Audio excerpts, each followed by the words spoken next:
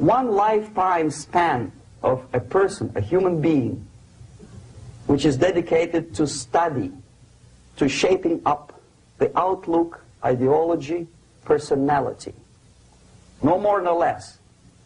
Usually it takes from 15 to 20 years. What it includes? It includes influencing, or by various methods, infiltration, propaganda methods, direct contacts, doesn't really matter. I will describe them later. Of various areas where public opinion is formulated or shaped.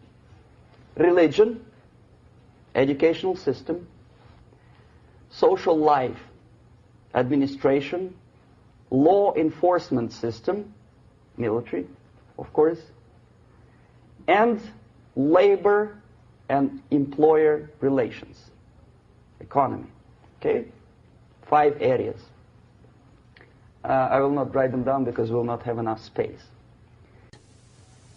Sometimes when I describe all the methods, students ask me question, are you sure this is the result of the Soviet influence? Not necessarily. You see, the tactic of subversion, about which I'm talking, is similar to the martial art, the Japanese martial art. If some of you are familiar with that tactic, probably you will remember that if an enemy is bigger and heavier than yourself, it would be very painful to resist his direct strike. If a heavier person wants to strike me in the face, it would be very naive and counterproductive to stop his blow. The Chinese and Japanese judo art tells us what to do. First to avoid the strike, then to grab the fist and continue his movement in the direction where it was before, right? Until the enemy crashes in the wall. You see? So, what happens here? The target country obviously does something wrong. If it's a free democratic society, there are many different movements within the society. There are obviously, in every society, there are people who are against this society. They may be simple criminals, ideologically in disagreement with the state policy, conscientious enemies, simply psychotic personalities who are against anything, right? And finally, there are a small group of agents of a foreign nation, bought, subverted, recruited, right? The moment all these movements will be directed in one direction, right? This is the time to catch that movement and to continue it until the movement forces the whole society into collapse, into crisis, right? So that's exactly the martial art tactic. We don't stop an enemy. We let him go. We help him to go in the direction we want them to go. Okay? So, on the stage of demoralization, obviously there are tendencies in each society, in each country, which are going to opposite direction from the basic moral values and principles. To take advantage of these movements, to capitalize on them, is the main purpose of the originator of subversion. So we have religion, we have education, we have social life, we have power structure, we have labor relations, unions, and finally we have law and order. 1, 2, 3, 4, 5, 6. Okay? These are the areas of application of subversion. What it means exactly?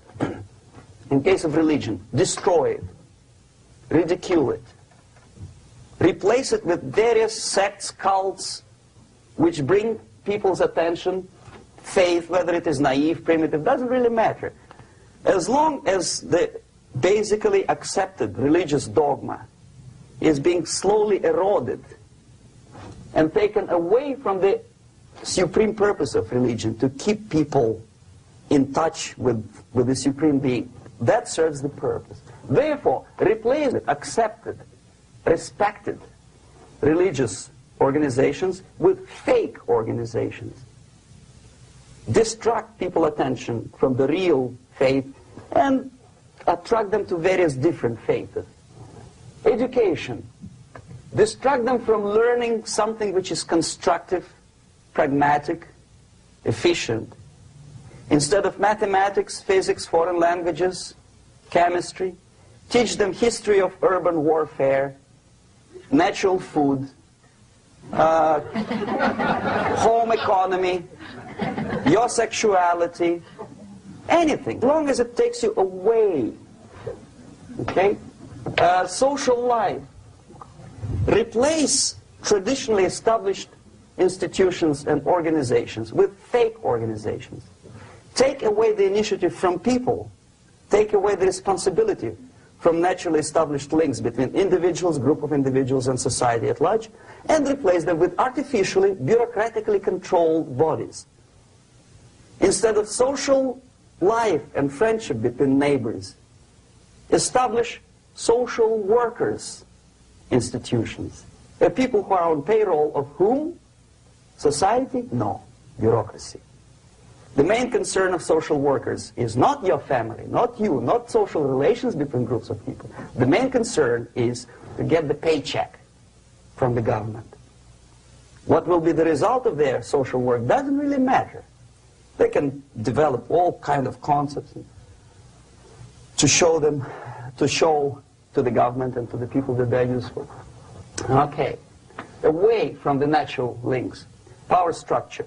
Okay, the natural bodies of administration, which are traditionally either elected by people at large or appointed by elected leaders of society, are being actively substituted by artificial bodies. The bodies of people, groups of people, whom nobody elected. Never. As a matter of fact, most of the people don't like them at all, and yet they exist. One of such group is media. Who elected them? How come they have so much power? Almost monopolistic power on your mind. They can rape your mind. But who elected them? How come they have a nerve to decide what is good and what is bad for the elected by you, president, and his administration? Who the hell are they? Spiro Agnew, who was hated by the liberal left, called them a bunch of enfeebled snobs. And that's exactly what they are. They think they know. They don't. The level of mediocrity. In a big establishment like New York Times, Los Angeles Times, major television network, you don't have to be excellent journalist. You have to be exactly a mediocre journalist. That's easier to survive. There's no competition anymore. You have your good, nice income, $100,000 a year. That's it. Whether you are better or worse doesn't really matter anymore. As soon as you're smiling to the camera and do your job. That's it. No more competition. Power structure slowly is eroded by the bodies and groups of people who do not have neither qualification nor the will of people to keep them in power, and yet they do have power. Okay. Together with that, there is another process. Law enforcement, law and order organization and structure is being eroded. For the last 20, 25 years, if you see old movies and new movies, you can see that in new movies, a policeman, an officer of the United States Army looks dumb, angry, psychotic, paranoid. A criminal looks nice, kind of, well, he smokes hash and shoots the whatever drug, but basically he's a nice human being. He's creative. And he's unproductive only because society oppresses him.